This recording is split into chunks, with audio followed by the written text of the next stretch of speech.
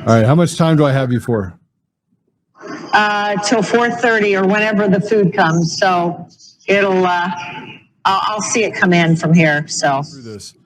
First of all, okay. I think this is probably the first time anyone's have seen you through this process. So yes. Give everyone a message on how you're doing right now. Okay. All right.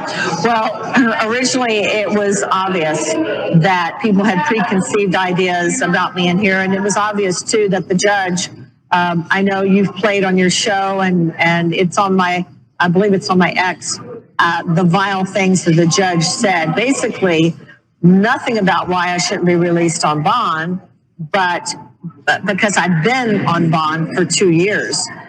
But because of my First Amendment right to free speech, he objected to what I was saying out there on these kind of shows and others.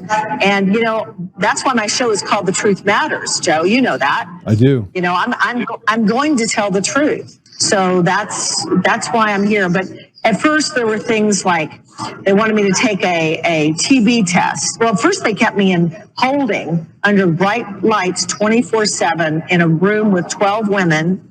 We're talking the mats on the concrete floor are touching each other and a toilet. So no privacy whatsoever. And then they had me there on a hold for a mental health hold and a program hold. The deputy told me he hadn't seen a program hold in 15 years, since he's been here in 15 years. And what the program hold, I wasn't allowed to know what that was until after the weekend. So I came in on Thursday right from court, down to here, was processed, given clothes, put in a cell, and there for 5 days. So Friday, they wouldn't tell me while I was on a program hold why they weren't putting me in GP, which is general population. I finally found out on Monday that the program hold was because they were trying to decide whether I was going to go in minimum, medium, and maximum, the SHU. And I said, you're kidding me.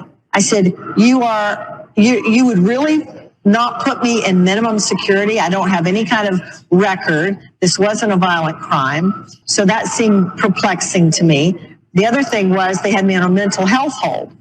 Finally, I find out what that is, and it's because I was sent that their reasoning was, which didn't cut it with me because I'd already talked to mental health, was that because of my harsh sentence that they feared that I might hurt myself.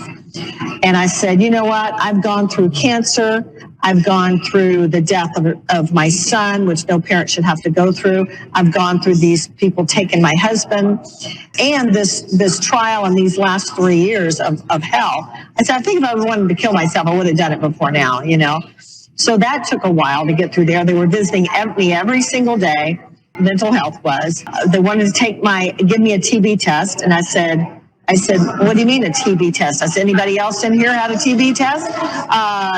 We can't tell you that at HIPAA. And I said, well, I didn't ask you who. I said, has anybody else in this pod had a TB test? And then the woman told me if I didn't get one, she was going to put me in the SHU, which is solitary confinement.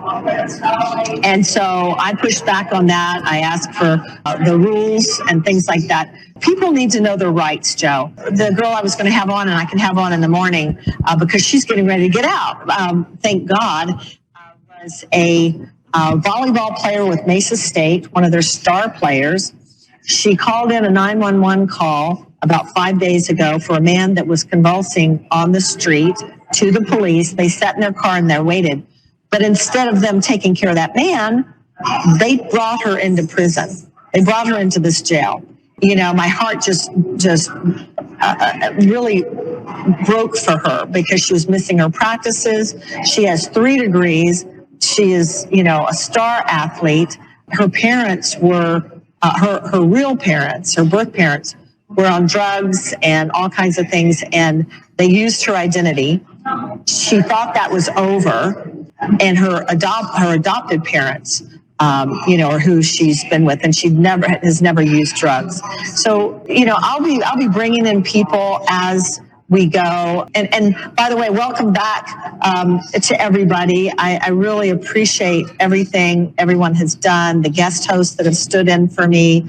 I hear that they have done amazing, which I never doubted in a moment that the people that, that I suggested to guest hosts wouldn't do a crazy bang up job. And I'm so grateful. I'm grateful everybody out there, Joe, that has sent texts and letters and ex posts and just love, people that I've never even met. And then of course, people that I know so well, but I'm very grateful. So my attitude is good. I took a job basically mopping floors, cleaning the showers, serving, the meals. And I work to be very respectful to the guards. I think they're starting to realize that I'm not the awful person that the Daily Sentinel with. Now someone checked, there's 780 articles defaming me in the Daily Sentinel. And so I'm just being me here. Every day is a new drama. There's fights. There's people being thrown into solitary. There's things over stupid stuff, very immature. Some of these girls have never gone to school because they grew up with parents that were addicts. And it's really difficult to see. But I'll tell you this, I'll tell you a good story. And it's been hard. Every day is like a week. Every week is like a month. And every month, I'm coming up on my first month, seems like a lifetime. And so that part's hard. Not seeing my dog. She was howling yesterday.